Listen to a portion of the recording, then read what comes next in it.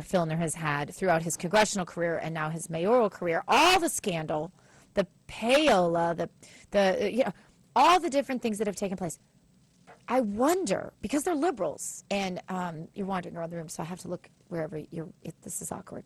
I wonder if because they're liberals, if they would just be happy. I mean, our prisons are overcrowded. They don't really like people going to prison. They don't really even like people resigning, do they?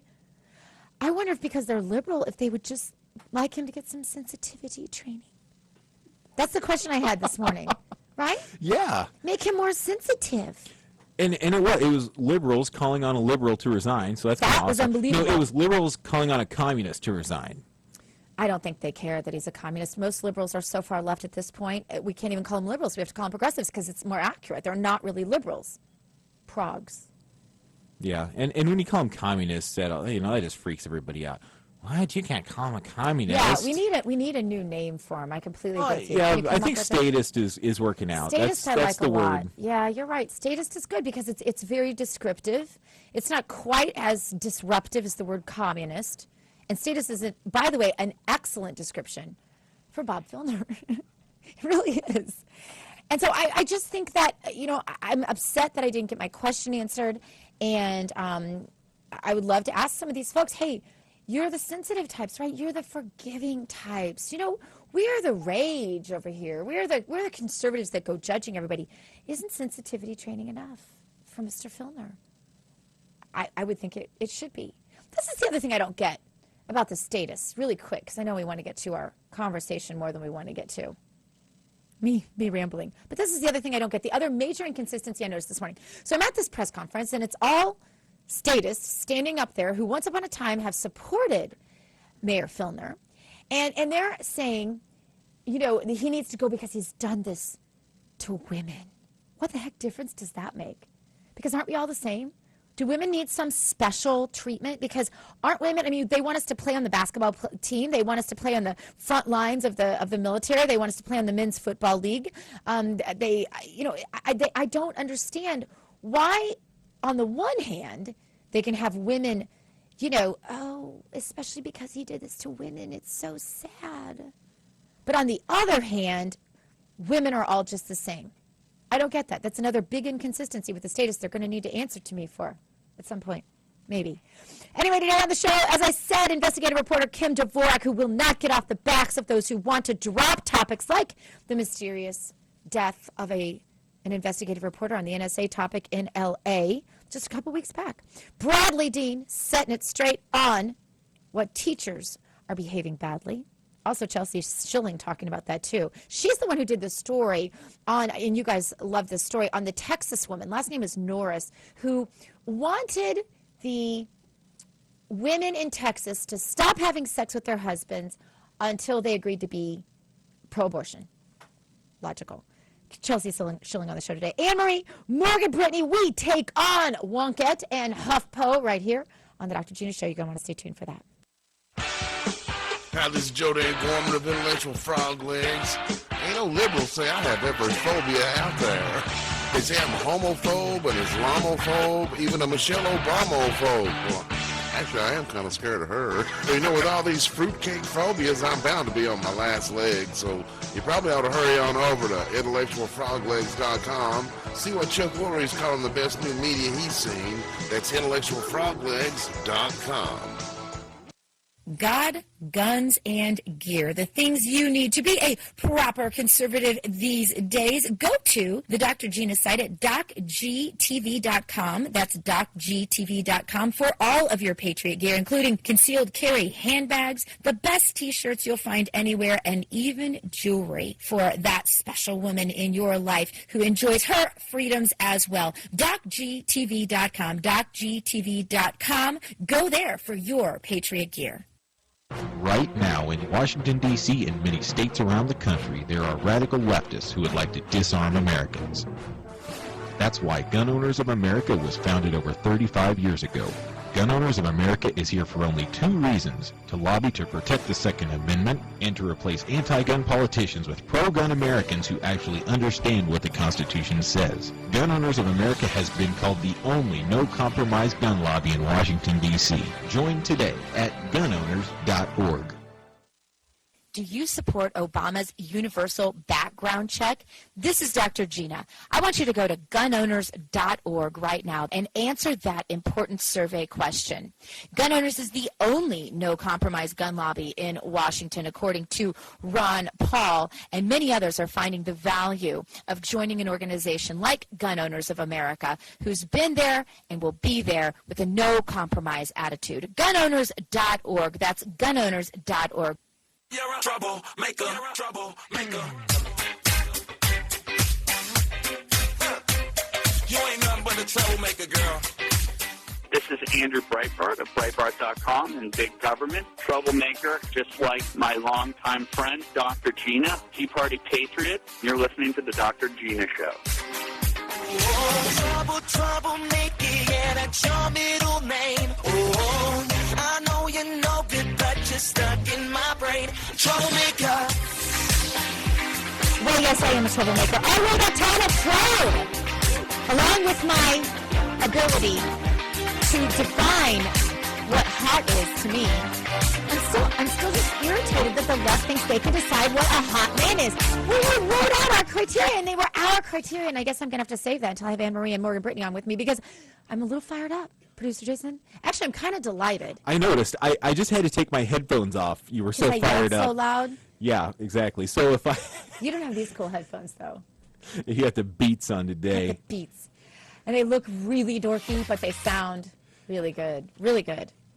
All right, my next guest is somebody that, this woman is a pit bull of investigative reporters, and I'm actually just honored to know her. And I got to know her in one of the most horrendous, horrible situations ever, which we will not talk about. But I am so glad that I know her now, and I count it a blessing, because she is one of these folks, and when I say pit bull, you know I say that affectionately because I love pit bulls. But she's the kind of person, gentle, until she knows you're wrong, and then she hops on and will not let go as she sinks her teeth right into the information, and she's not going to let up on the issues that the lamestream media would just love to see go away. Welcome back to the Dr. Gina Show, Kim Dvorak. Thank you for having me.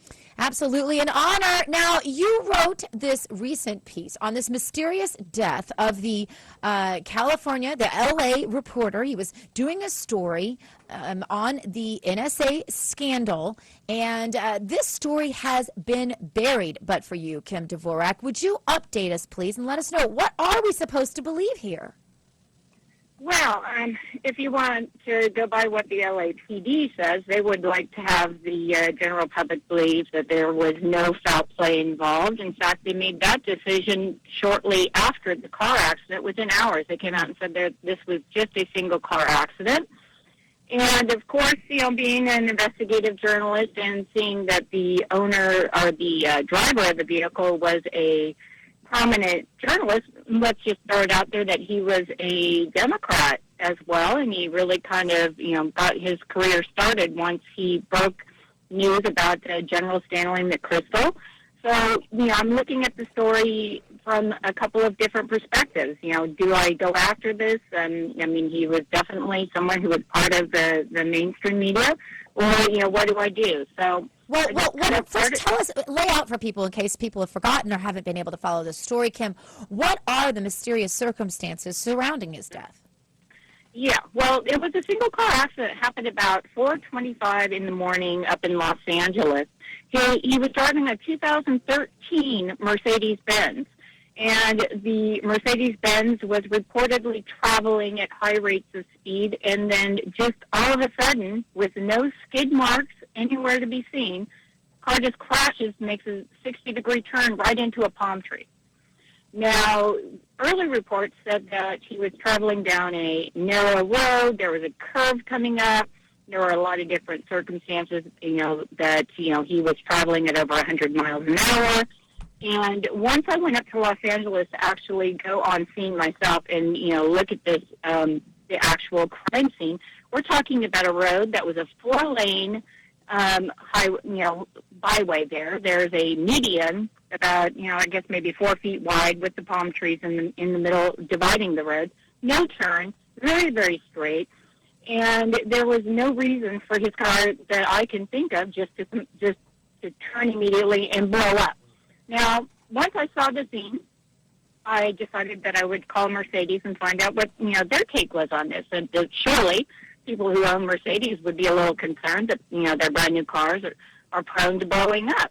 Well, Mercedes tells me that no, their cars don't blow up. In fact, they take great pride in this fact that when a sensor goes or an airbag goes, they seal off all of the combustible and flammable products that are in the car, like transmission fluid and gas and such, so they don't blow up.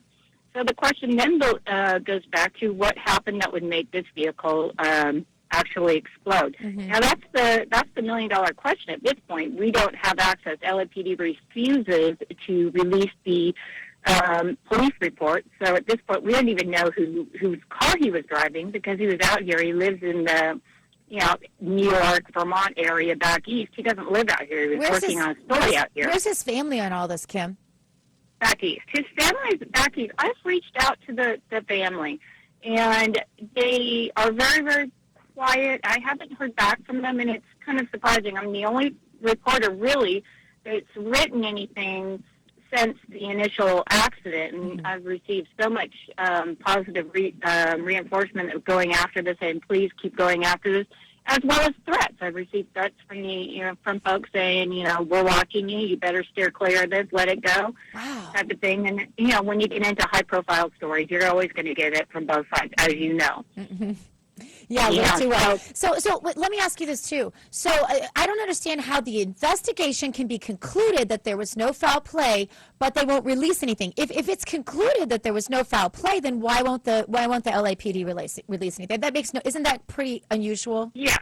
See, and that to me, I mean, when I went up to actually just go get a copy of it, with my credentials in hand and my attorney, and we walked up there, they refused to even, to let us view it in a room. And in California, you could walk in, your producer could walk in and say, hey, I want to look at this accident report that happened on this day. And we have California Public Records Act, which says, yes, the public is allowed to have this information. And that would be the easiest way to say, okay, look, yeah, maybe it was. Maybe he was drinking. Maybe he was doing something he wasn't supposed to.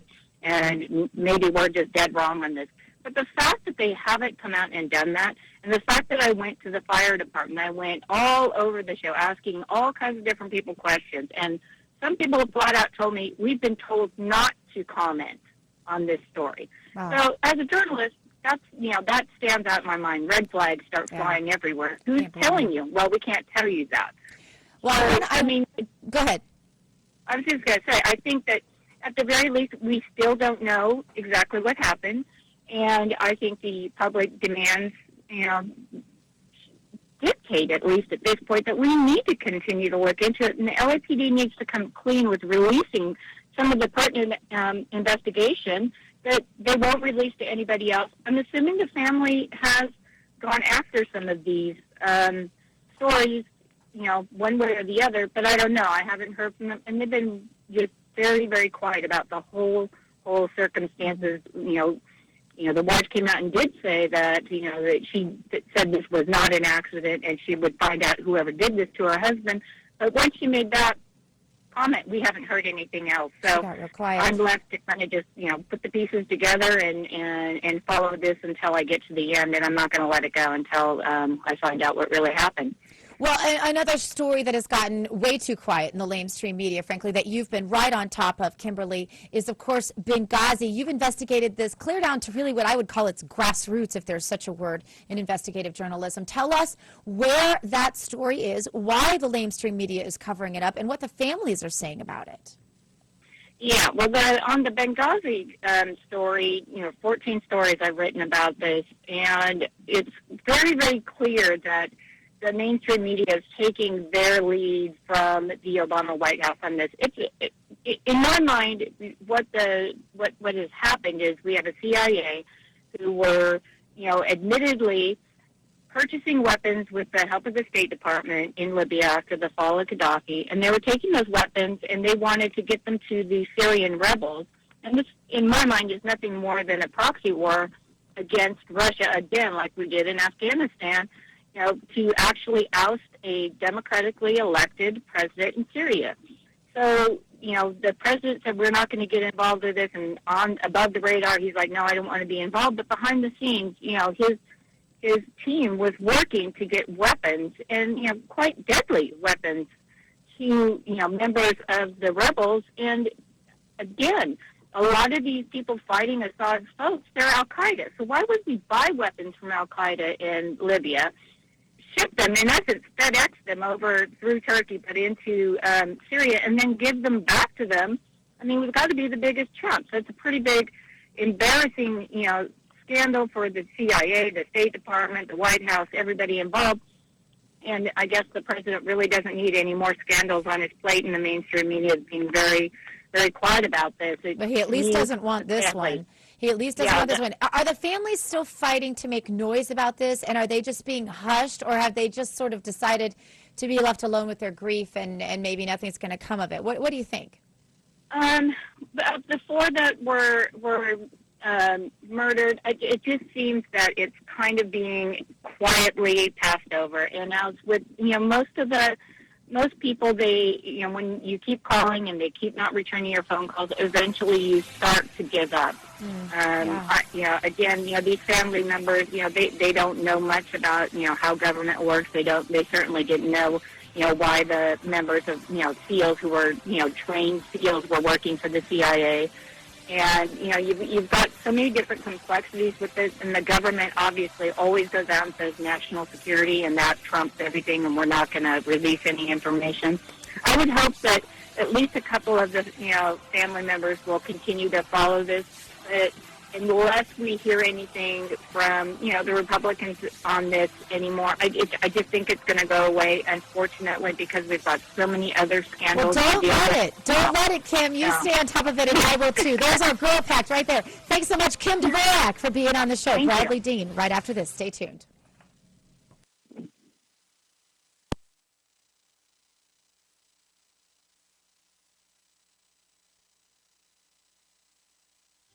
Stay tuned for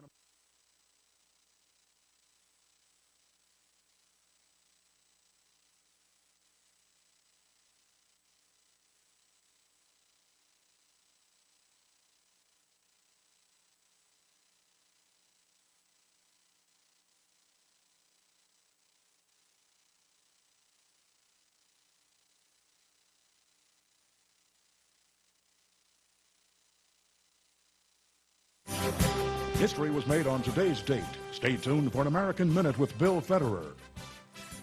He intentionally fired into the air, but his political rival, Aaron Burr, took deadly aim and fatally shot him in a duel this day, July 11th, 1804. Born in the West Indies, he fought in the Revolution and served as aide-de-camp to General Washington.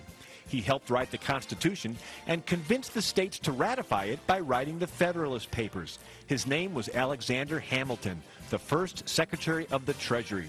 He wrote, "Let an association be formed, the Christian Constitutional Society. Its object, first, the support of the Christian religion. Second, the support of the United States." This has been an American Minute with Bill Federer. For a free transcript, call American Minute at 1-888-USA-WORD.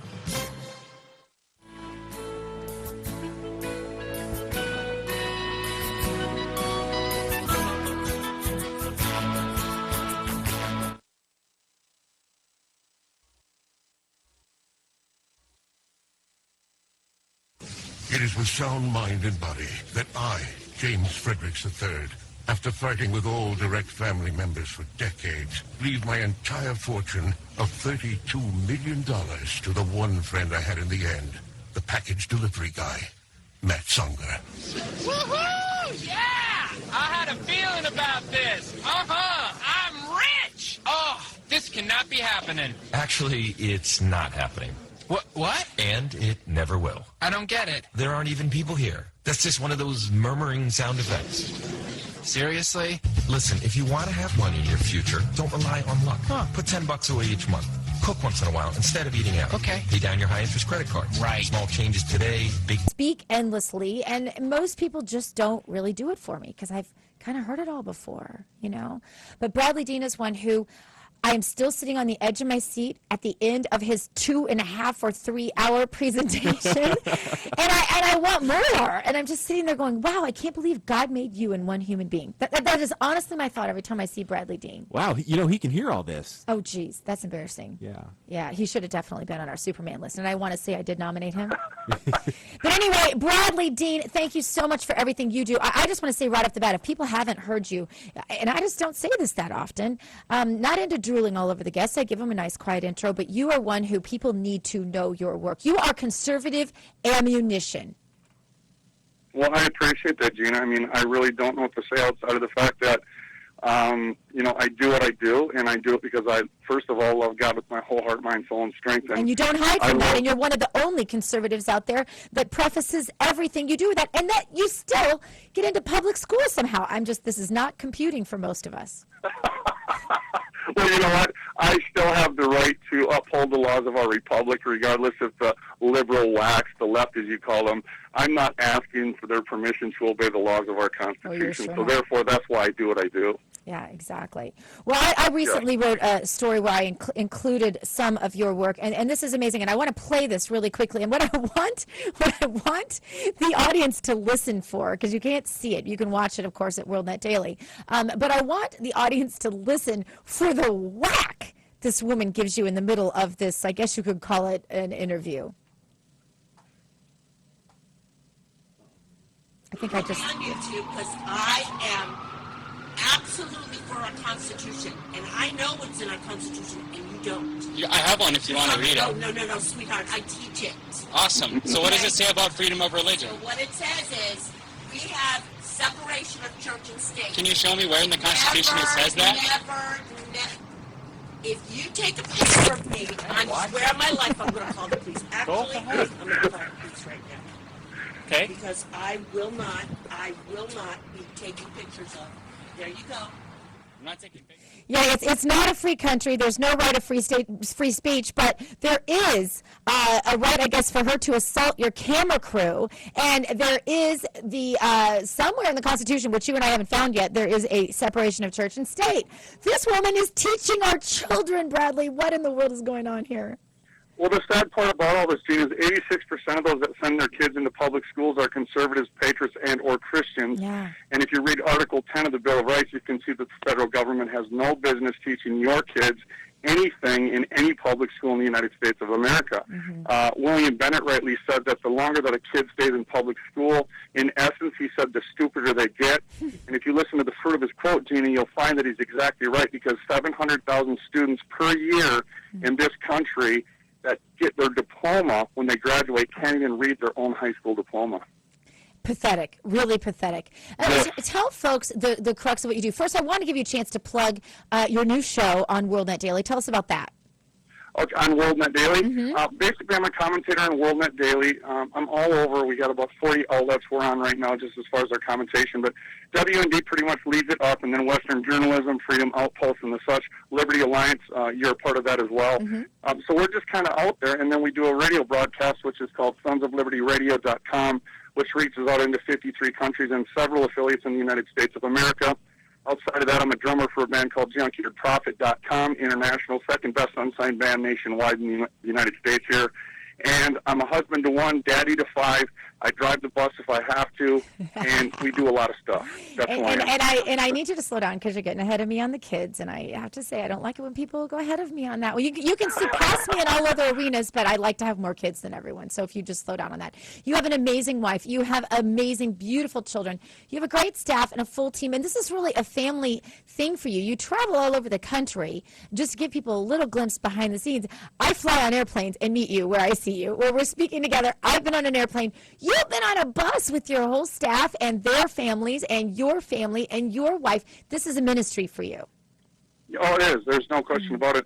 You've heard before, Gina, that, it's God first, and then my family, and then my work. Well, it's like, well, can you show me that in Scripture? It's nowhere. It's God, my family, and my ministry are all one and the same. And I think it's a travesty when we have ministers or those that are leaders in our country where they're actually separating from their families. I mean, everything we do, you don't get one without the other.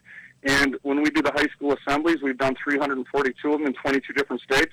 My wife and my kids are at every single one of them. So, yeah, you don't get one without the other.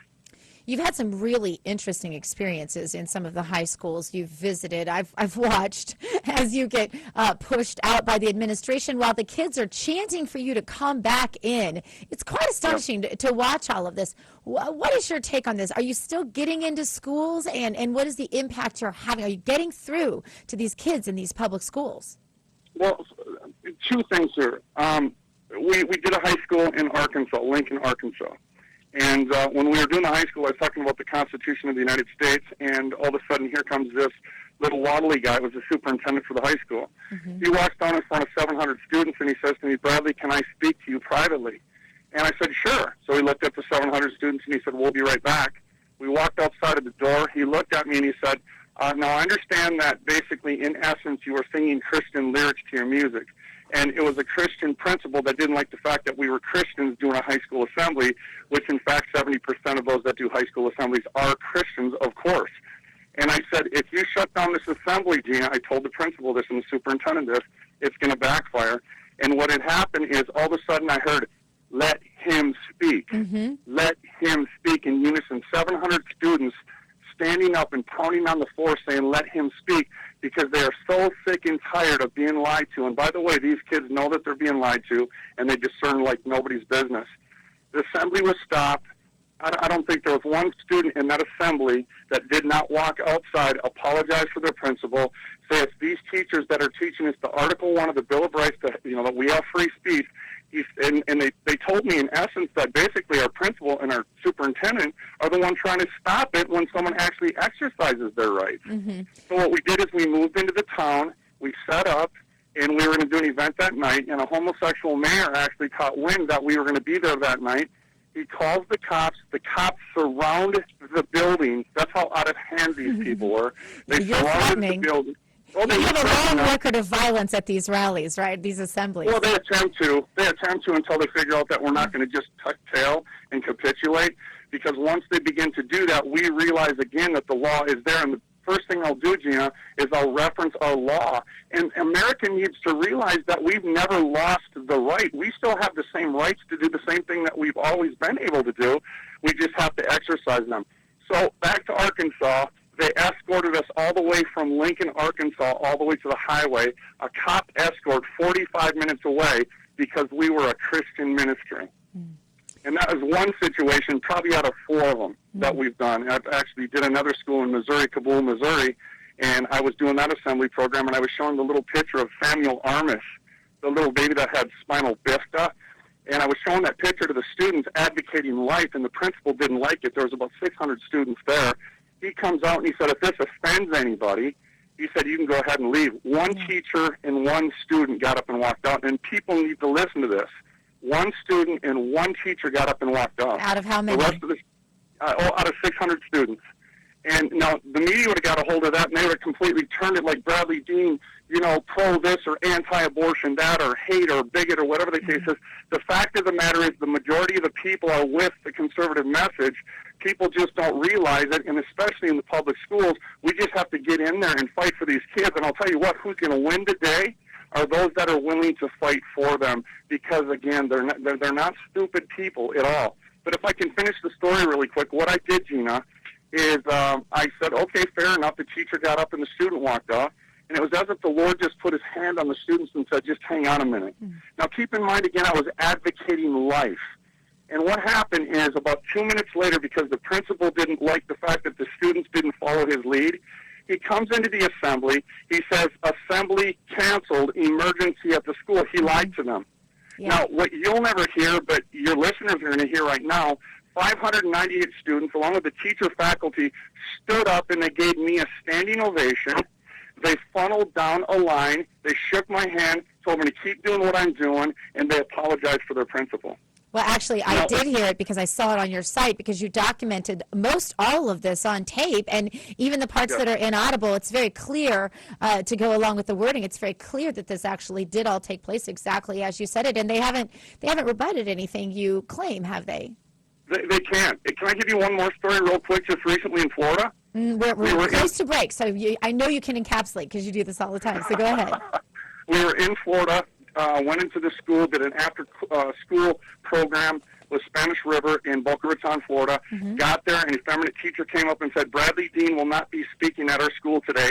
He lost his First Amendment rights at the gate. That's where they're at. We had this all on tape. We got it on tape. I said, okay, let him hang himself because he's already done it, you guys. We called up Liberty Counsel friend Richard Mast. He said, Bradley, you'll be going back into that school, doing that assembly. 3 weeks later, I flew back into Florida. I went into the teacher's classroom, did the assembly with a packed classroom, and that teacher that put the kibosh on it at the get-go was the first one to come up to me and say, Bradley, I'm so glad that you brought your message into our school. Wow. So we have the law on our side. There's no reason that we have to be running from anything, friends. We just need to stand up and win the day. And if I can say this, God is willing to give the church what it's willing to fight for. He always has. Those are great words. I think we need to continue to claim victory, and I appreciate so much all you're doing. Tell everybody where they can find you, Bradley.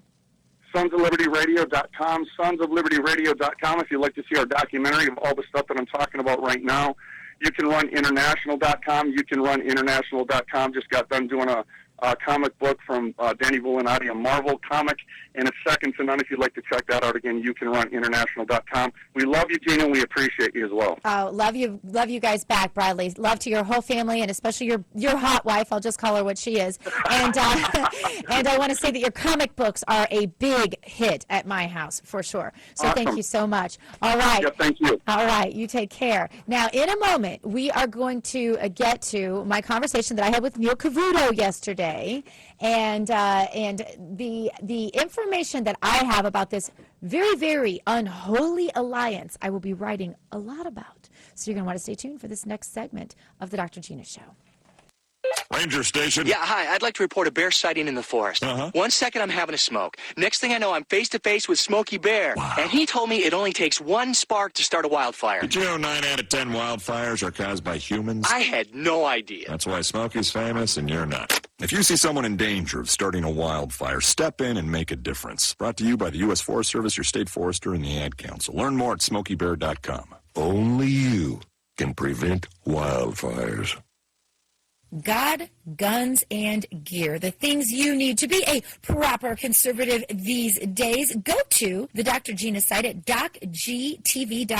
That's docgtv.com for all of your Patriot gear, including concealed carry handbags, the best T-shirts you'll find anywhere, and even jewelry for that special woman in your life who enjoys her freedoms as well. docgtv.com. docgtv.com. Go there for your Patriot gear. Would you rather be a gun owner or a victim? Hi, I'm Tim Macy from Gun Owners of America. Our Constitution affirms our right to self-defense, including the right to own firearms. Right now in Washington, D.C. and many states around the country, there are radical leftists who'd like to disarm Americans. That's why Gun Owners of America was formed over 35 years ago. We're here for only two reasons: to lobby to protect the Second Amendment and to replace anti-gun politicians with pro-gun Americans who actually understand what the Constitution says. I urge you to join us in this fight. We've been called the only no-compromise pro-gun lobby in Washington, D.C. Please go to gunowners.org and join today. It may help you from becoming a victim tomorrow. That's gunowners.org. Hey, it's Dr. Gina here, and I told you that I'm going to help you be the most effective in your activism that I possibly can, and I've got a tip for you right now. Go to gunowners.org and join to be a member. Sign up for their alerts, and you can know exactly what you need to do to take action to save your freedoms. Go there right now and become a member. Gunowners.org. That's gunowners.org. Tell them Dr. Gina sent you. Gunowners.org. Hey, I heard you were a wild one. Ooh. Hey, I heard you were a wild one. Show me how you do. I wanna shut down the club.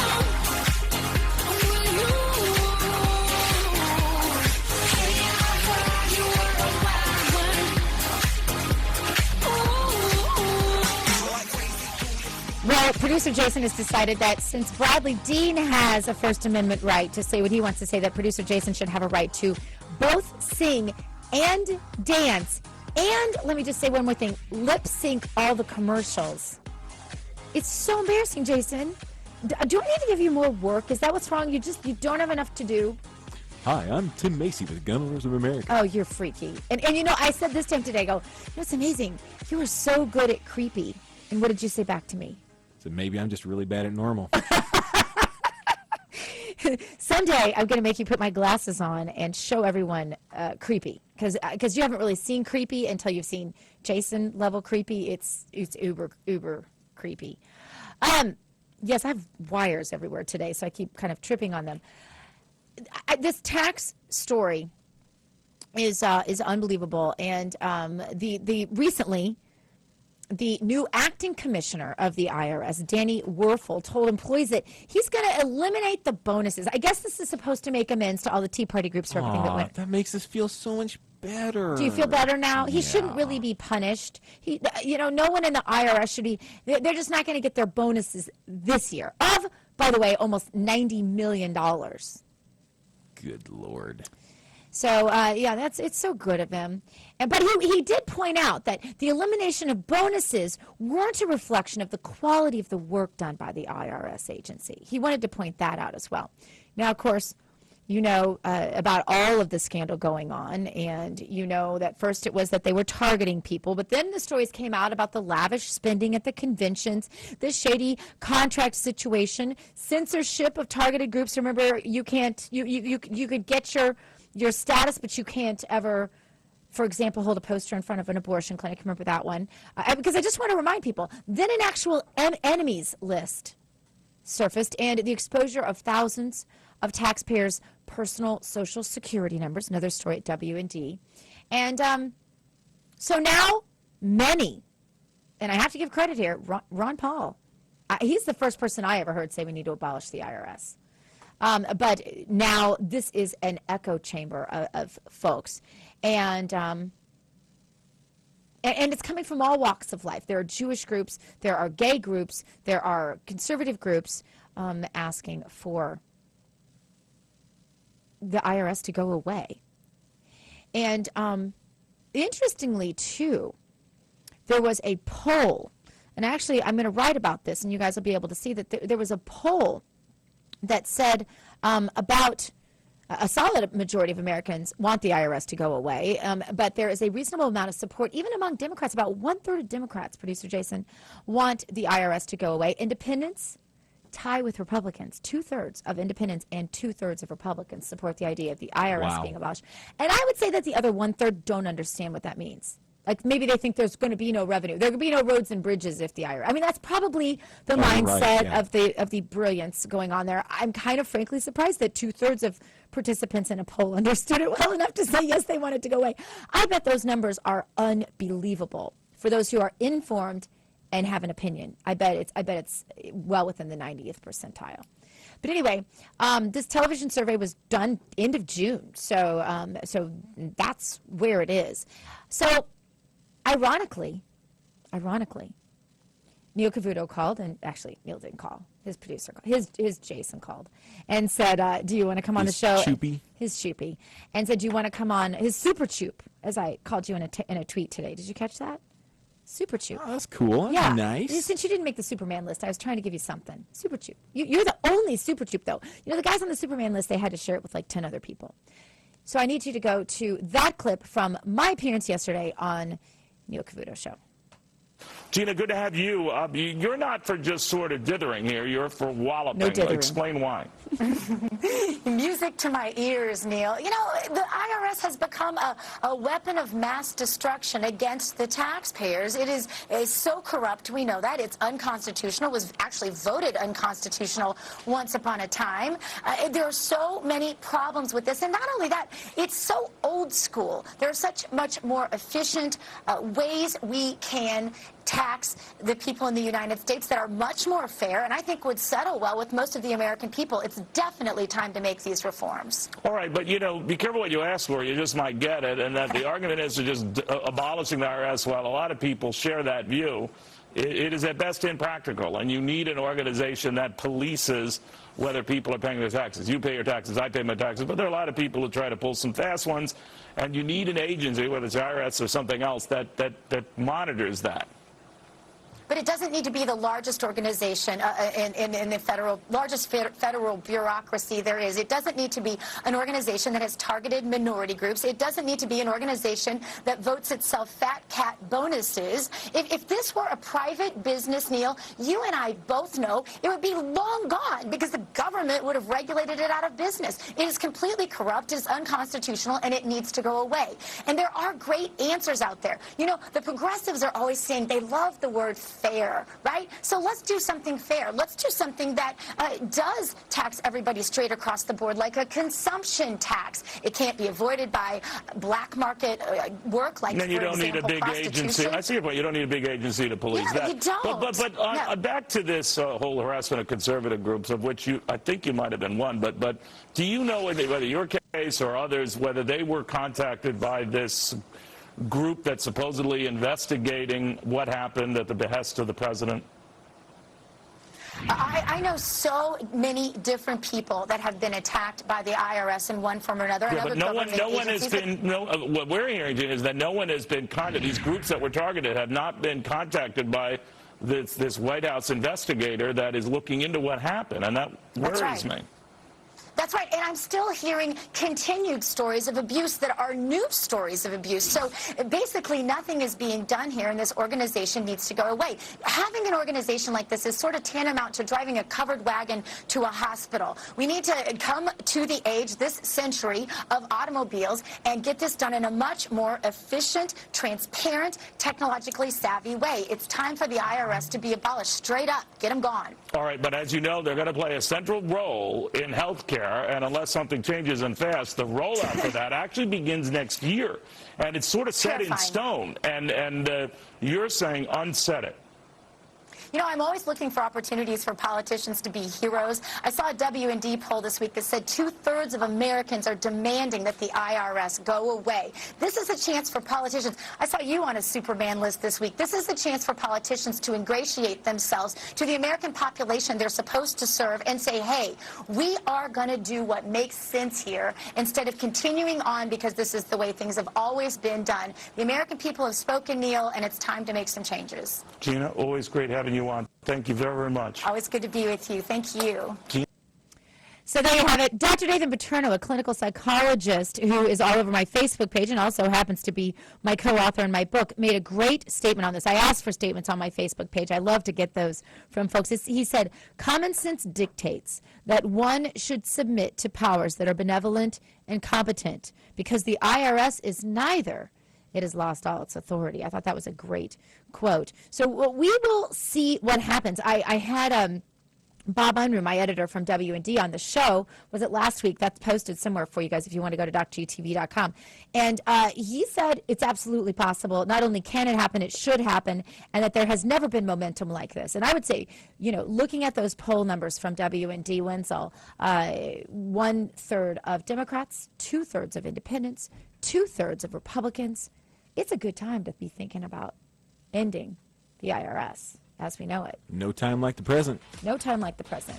I really think, I feel a momentum change in the energy and the spirit and the sort of revitalization of the conservative movement out there, and I think it's very exciting.